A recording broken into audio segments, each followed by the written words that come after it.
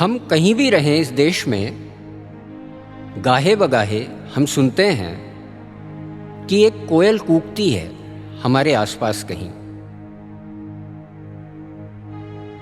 मैंने उसे कभी नहीं देखा। मुझे लगता है आपने भी नहीं देखा होगा शायद।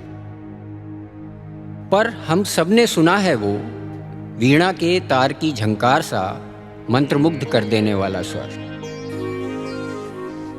यह कोयल करती रही है मेरा पीछा बचपन से आज तक।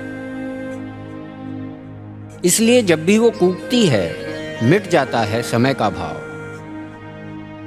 उम्र का भाव, और वो मेरे सब भावों से बेपरवाह कूकती रहती है हमेशा, जीवन के अनहद नाद की तरह। लता मंगेशकर का जन्म 28 सितंबर 1929 को पंडित दीनानाथ मंगेशकर के मध्यवर्गीय परिवार में हुआ। उनके पिता रंगमंच के कलाकार और गायक थे। लता मंगेशकर ने पिछले 7 दशकों में 30 से ज़्यादा भाषाओं में फिल्मी और गैर फिल्मी गाने गाए हैं। उनकी जादुई आवाज़ के दीवाने पूरी दुनिया में मौजूद हैं। भारत रत्न लता मंगेशकर को 3 national film awards, 4 film fair awards और भारत सरकार की ओर से दादा साहब फाल्के अवार्ड मिल चुके हैं। चलिए थोड़ी देर के लिए भूल जाइए सब कुछ और अपने जीवन की स्मृतियों में लौट जाइए।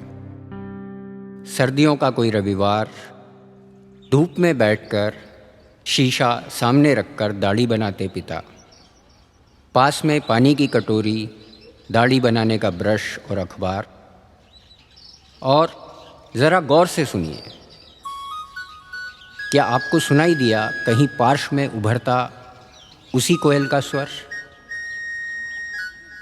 गर्मियों की छुट्टियां, गांव, दोपहर, आम का बाग, शाम की मीठी चाय और तेलिया पापड़, और बार बार गूंजती उसी कोयल की आवाज़। याद कीजिए अपने पहले प्रेम को, तेज़ और खुशबूदार हवाओं से भरी प्रेमिका की गली, और सुनाई दिया वही स्वर। हमारे जीवन की शायद हर स्मृति में हर बार गूंजता है वही एक पल के लिए दिल की धड़कन को थाम देने वाला मीठा स्वर। ये कितना अद्भुत है कि करोड़ों करोड़ लोगों की असंख्य स्मृतियों में मौजूद है यही एक स्वर। लता बचपन से ही गायक बनना चाहती थी। पिता की मृत्यु के बाद उन्हें आर्थिक तंगी से गुजरना पड़ा। इस दौरान जबकि उनकी उम्र सिर्फ 13 साल की थी, उन्होंने बहुत संघर्ष किया। शुरुआत में लता मंगेशकर ने कुछ हिंदी और मराठी फिल्मों में अभिनय भी किया। इस दौरान उन्होंने अपनी भूमिका के लिए गाने भी गाए और पार्श्वगायन भी किया। 1949 में लता मंगेशकर का गाया हुआ महल फिल्म का गीत आएगा आने वाला बेहद लोकप्रिय हुआ। इसके बाद से अब तक वो 1000 से ज़्यादा फिल्मों के लिए पार्श्वगायन कर चुकी हैं और उनके गाए हुए असंख्य गीत सुपर डुपर हिट हो चुके हैं।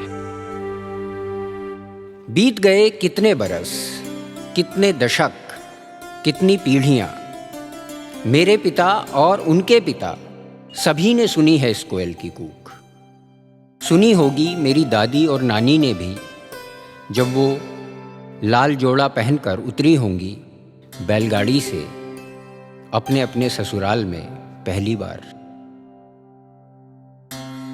शायद कोयल की इस कूक ने ही बना दिया होगा एक पुल मायके और ससुराल के बीच। आखिर पिता के आंगन में भी तो कूकती थी यही कोयल। हमारी मौसियाँ, चाचियाँ, बुआएं अचार डालते हुए और पापड़ सुखाते हुए करती रही हैं कोयल की इस आवाज़ की बातें। निश्चय ही उनके ब्लैक एंड वाइट प्रेमों में, उनके सुख दुख में, आशाओं निराशाओं में भी गुथी रही होंगी कोयल की इस कूक की स्मृतियाँ। ये भी क्या कमाल है कि पीढ़ियों, धर्म, जाति और भूगोल की सीमाओं के ऊपर उगते और डूबते सूरज की तरह ये मधुर रहस्यमयी आवाज़ हम सबका एक साझा अनुभव है।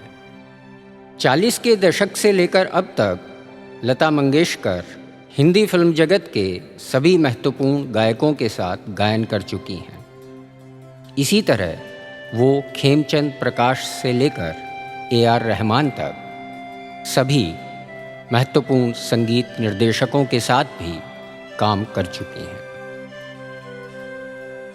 तुम गाती रहो कोयल, तुम बस गाती रहो, क्योंकि ये एक तुम्हारा स्वर ही है जिसने इस देश को वैसा देश और इस जीवन को वैसा जीवन बनाया है जैसा कि ये हमें महसूस होता है।